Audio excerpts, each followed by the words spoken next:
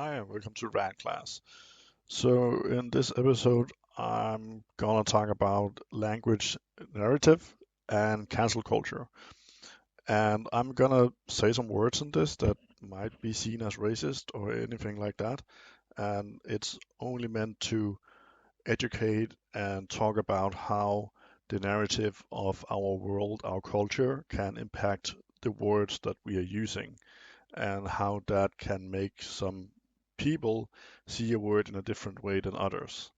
So it's only educational. There's nothing racist about this, and I just want to point that out. And if you think, wait, he's going to say something racist, then listen to everything I'm saying and then do the conclusion. And yes, it is a minefield that I'm now slowly walking into and have to reach the other end without making anyone angry or a group of people angry. But it's just very important to actually talk about this, to have your eyes opened up about the narrative of words and how they affect us and affect our decisions, and even how they affect our thoughts and our reaction to how other people talk. So the first thing I'm going to talk about is actually that you might have crafted a sentence that you think is acceptable. That is not racist. That is a good sentence. But it is not up to you. It is up to the one who gets the message. It's the same if you text something and the opposite person sees it in a different way than you did because you might have misspelled something or put a comma where it shouldn't be or something like that. It's the same when we're speaking. The one who receives the information, the one who receives the message from the other one, is the one who determines if what you said were racist or were inappropriate or something like that, because they're the ones who got the message. So it's important to know when you're talking that you have to talk in a way that hits the narrative of the person you're talking with so they understand what you're saying and understand where you're coming from. And it's a hard thing to do if you never wondered about how narrative works in general. And I'm gonna go a bit into some history about words and how we look at a word differently from when we grow up as a child and to adults, and how a word might mean something in one country and something else in another country, because the meanings are shifting. Because language is something that evolves. We get new words every year, and some words that we don't use anymore vanishes and becomes forgotten. Words that maybe our grandparents would use, but we don't, becomes erased from the dictionary because they're not used anymore. They're not in common tongue anymore. So it's important to have all this in mind. So I'm gonna start out by talking about a word that has been used a lot this past few years, because it's the word black. And when I say the word black, someone might think, oh, he's talking about a color, like you have some black color to paint a painting. Someone might think, oh, he's talking about a person who is black. And it's different to what a person thinks because it's dependent on where they are in their life. If you are a kid who has never been fed the narrative of black being a word that can become racist, then they will just use it to describe something they see. And we then, as adults, push our narrative onto the kids. And it's a dangerous thing to think about, but that's how it works because as a kid, you have no conception about this word can mean something bad. Other people will use black as a condemning word because of the nature of the word, that it has been used as that word for years to condemn people of color. And that is horrifying that a word can do that, that by saying a single word, you can condemn an entire culture, an entire ethnic group. And that is insane. And that is because the narrative have been pushed that way, instead of the narrative have been pushed into that black people are hardworking and inventive. They have made some inventions that have keep saving lives to this day. but it's always used in the news in a negative way, and that is how the narrative is formed. And you can find this in any country you live in. Any country you live in, you will have a group of people where the narrative is always bad. That if is in the newspapers, in the news on the TV, that this group will be said they are just all bad. It's all bad apples. They're all worthless, etc., etc. And by doing that, and by hearing that every day of your life, you begin to go with that narrative of the word. And it's horrible because we have seen the effects of what this can do. The Holocaust had that effect because the people were fed the narrative that that the people were better than the rest, so they had to get rid of the rest. And it's horrible that this still happens today. That we still have words are a wonderful gift, but they can also be a wonderful curse because of the narrative. And how do you begin to actually look into the narrative is by watching more than one set of news, by trying to read different newspapers, and then becoming aware that they use this sort of wording every time something bad happens. An example, let's say a man of culture robs a bank, then it's blown up out of proportion oftenly. If a white guy robs the same bank, it will just be man robs bank. There will be no mention of color, no mention of religion. But if it was back to the colored guy, they would name the color of the skin. They will name ethnicity. They will name religion, and all that sort of stuff to brand those people with the narrative of that. And it's horrifying to see that it still happens today in politics, in news, in newspapers, every day. And religion and color is often the places where the narrative is turned into demeaning stuff. And it's horrifying because that means that we are judging an entire culture, ethnicity group, or religion based on what we hear in the news. And I myself have worked with people from different cultures, religions, ethnicity groups, countries. I have worked with people from all around the world, more or less, and all of them I know are kind, good-hearted people who just want the world to become a better place. That often look at the world like, how can I, as a person, do something to make this place a better place? And it's often overlooked, and that's because the narrative is always pushed by the people who are in control of the language, being the politicians and the news and so forth. But we as a people can take control of a word. Like if we begin to use the word in a non-degrading way, if we use it all over the internet, if we begin to speak about the word in a non-degrading way, then slowly the narrative will begin to tip the other way. And we should hopefully hit some point where all words become neutral because it's not the word that is bad, it is the words after.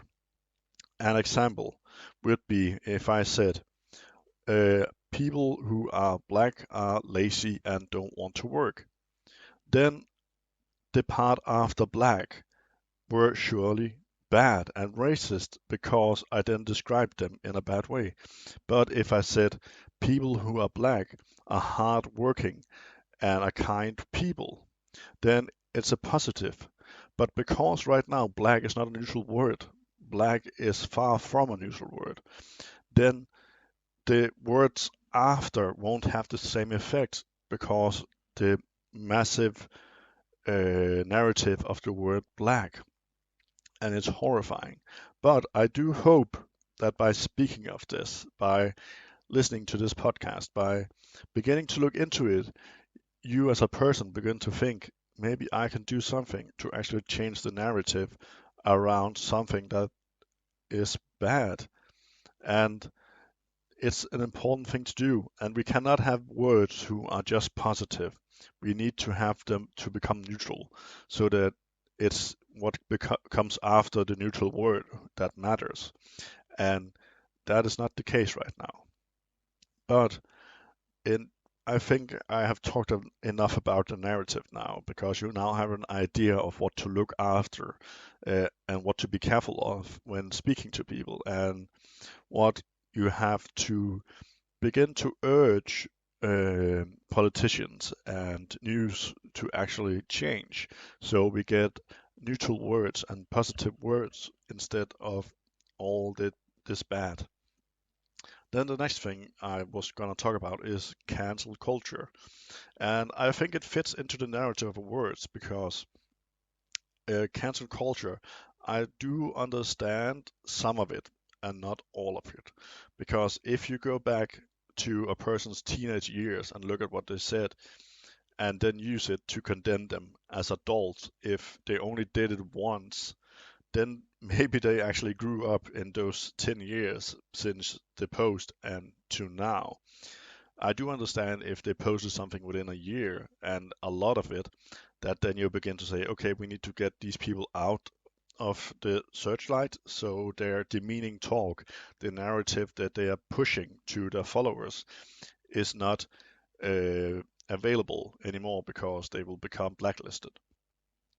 And I do understand people have to pay for their crimes if they done something years ago. Like we had a lot of people who got sued because they have done horrible stuff to kids or ladies or boys. And it takes years for that person who has been done that to actually come to a place in their life where they're able to say to the one who did it, you did something that is wrong, you have to pay for this. It takes years of preparation and hard work and help to reach that point. So I understand it can take time from when it happens to when someone say, "Hey, you need to pay for this." But and that is understandable. I go 100% for that because if people get hurt, then they need to have a punishment if they hurt other people. That's fair and square. But if people say something as a teen and then get uh, axed from a job as an adult because of that, and it was the only time they did it and the only post you find about it, then you have to look at the context and the narrative. Like they were teenagers when they said that or did that. And when you're a teenager, you don't think about the long term consequences. You don't think about the narrative that you are pushing. You're just thinking about how can I make my friends laugh? How can I do some silly things? And it's important to differentiate between the stages of life because you look at things differently in life. And that's back to the narrative of words. As a kid, if you say a word like black, you might just mean the color black.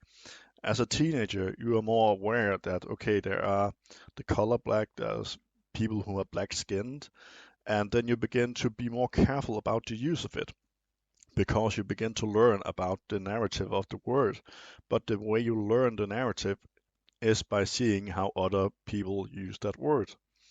So then I understand that if a celebrity keeps pushing those words in a bad way and it is teaching people to use it in the same way, then we need to act, need to do something. And then I approve of the canceling culture. And I'm not the one to judge people. I actually believe in every people have to give them a second chance because I hope for the best in every person. And it backfires at times, and it has backfired a lot, but I still believe in it because that is how I have grown up, and that is part of my narrative and my culture, and that is a part of how I see words and how I try to teach my kids the narrative of words when we are talking about words as time and when we're just talking. And it is an important thing to do as an adult is to look inwards, look at yourself. How do I use the words? Like the word fuck has been branded as the worst curse word of them all, basically. And why is that? It meant fucking back in the days where it was like you had sex. but now you can't say it without getting bleeped on TV. And we teach our kids that, oh, don't say that word, it's a very bad word, it's the worst word of them all.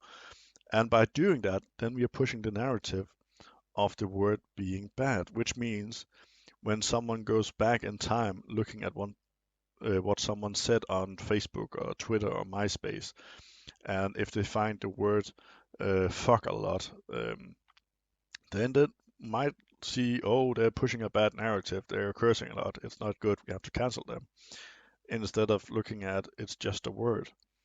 And we have to draw a line all the time between when we have to react with a canceling culture or when we have to be like, okay, they're pushing a narrative that's not that great, but are they doing something else right now? And then we have to just be calm for a minute when we see something that outrages us. Take a deep breath, read it all again, listen to it all again.